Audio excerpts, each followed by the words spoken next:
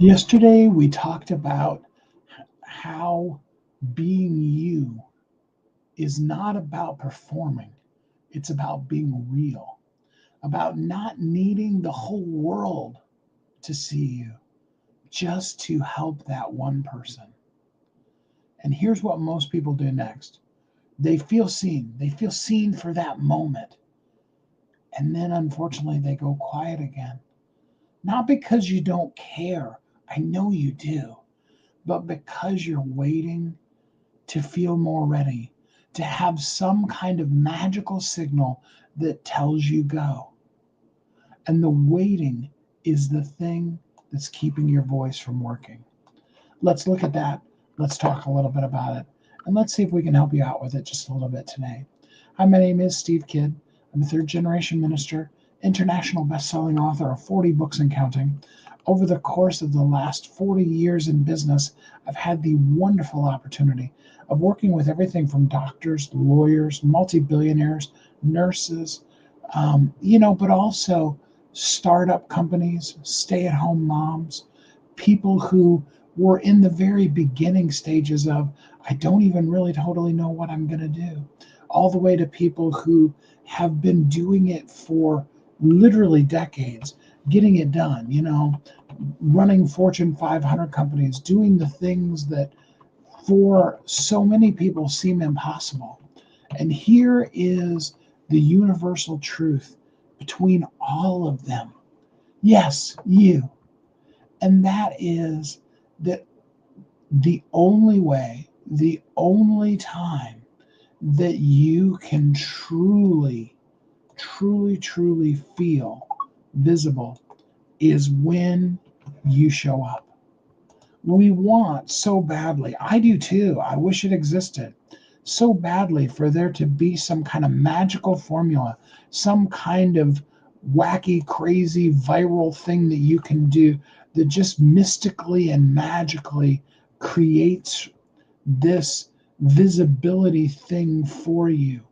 But the truth of the matter is that visibility is a byproduct of you doing the work, of you simply showing up as the you that is you and doing the things that only you can do, focused in on just being able to reach and help somebody, not everybody, just somebody, just someone that you can do something to help them out. It's so important that we really truly understand how powerful that is. Unfortunately, and there is that whole concept, and Willie and I probably even talked about it yesterday about fear, false evidence appearing real. And it's easy to give into that fear, okay? But most of us, the real block isn't really that overwhelming fear. It's actually the delay. It's about waiting to feel safe. It's about waiting for permission. It's about all of the things that keep us in safety versus inaction. You see, and I've told eagle stories before, and I'm not going to do the whole story today. But if you think about it, the eagle, Billy, glad to have you here with us. The eagle lives up on high, it soars up at the highest height. But each one of those amazing times to get to soar up above the cliffs and the mountains and zoom and flip around and all those kind of things, each moment starts when they step away from the safety, when they leap off of the side of the cliff and spread their wings and allow the wind to catch them.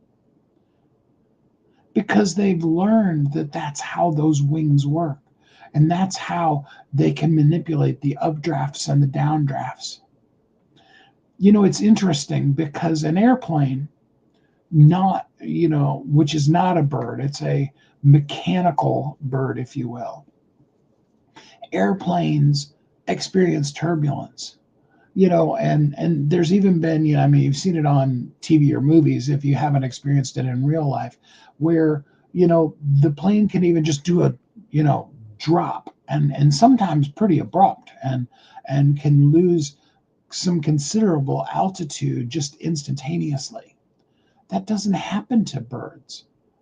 The eagle doesn't worry about turbulence. It doesn't feel the juddering or the unexplainable drop. It knows how to be able to smell the breeze, how to be able to move. But that only comes when they step out from the safety. You see, we are always talking about clarity, consistency, and connection.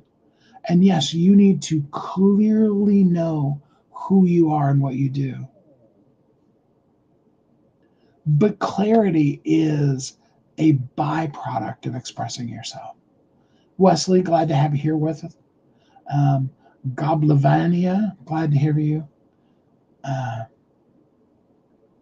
And clarity comes from doing. The more you do a thing, the clearer you are on how to do the thing. That's why doctors are practicing medicine. That's why if you had to have a major surgery, something really, really, scary kind of a surgery, what you want is the doctor that can come in and say, oh yeah, I've done tons of these. Here's, exactly what to expect.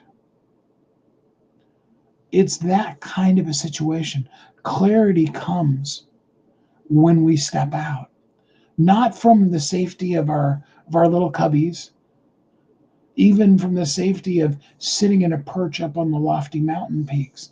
Clarity comes from the jump, from the speak, from the saying the thing and doing the thing. Then is when we get very, very clear. Because your message finds shape through service.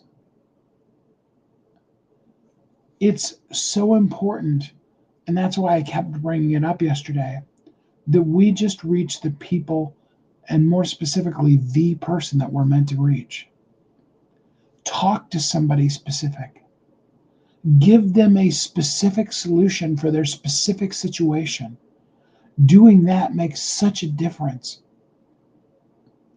One person being reached and their life being changed by your truth, by your message, by you speaking. That's how momentum begins. That's how momentum is created. It's how it begins, and it's also how it continues. You do something like, for example, because, I work with authors.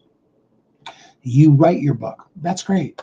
If the book sits, in your computer in a digital document, and you never put it out, doesn't help you or anybody else. Nobody's going to, break into your house, steal your computer just to be able to read your book. But when you publish it, that's a step.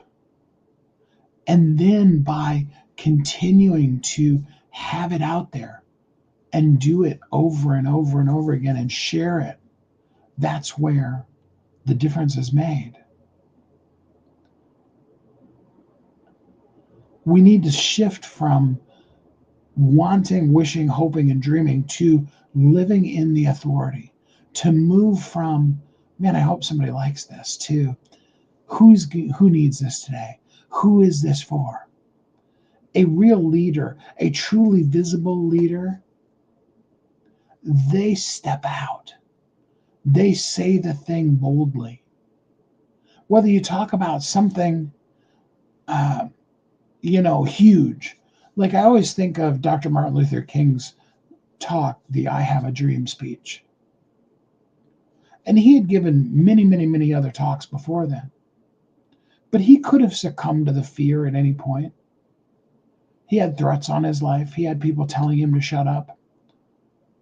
There were probably even people that were in dissonance with what he was saying during that iconic I Have a Dream speech.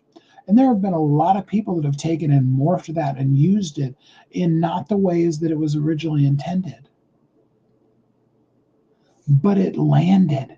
It made a difference. It was the medicine, if you will, for so many people that were hurting, just by simply showing up and doing the thing. You have a book, you have a message, you have a story that somebody needs. Somebody's waiting on you. When you're ready to say, I'm ready to use my voice, not for me, but for the person I meant to serve, that's when you're ready to take your next step. And when you take that step, clarity is going to follow.